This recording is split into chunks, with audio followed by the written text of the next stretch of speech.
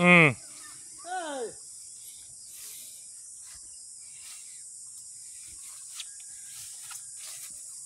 Bakit ang ginagawa mo dyan?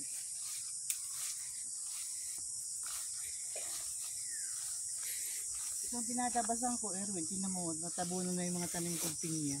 Umuupo ka dyan? Oo! Ba, kayang kaya. Ganito, ginaganyan ko yan. Lahat yan. Pag si mami nagtabas siya, wala na, hindi na makakabangon. Meron akong upuan. Yung mga pinya, oh, natabunan na. Magbilis ng yung tag-ilit. Sabi sa iyo yun. Wala. Patay.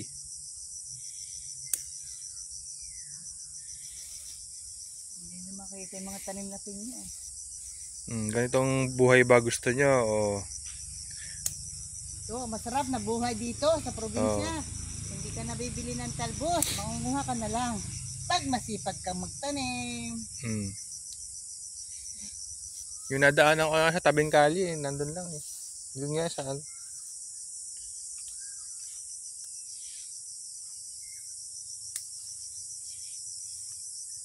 Buhay sa probinsya, ano ka lang. Ito pala sinasabi mo tubig.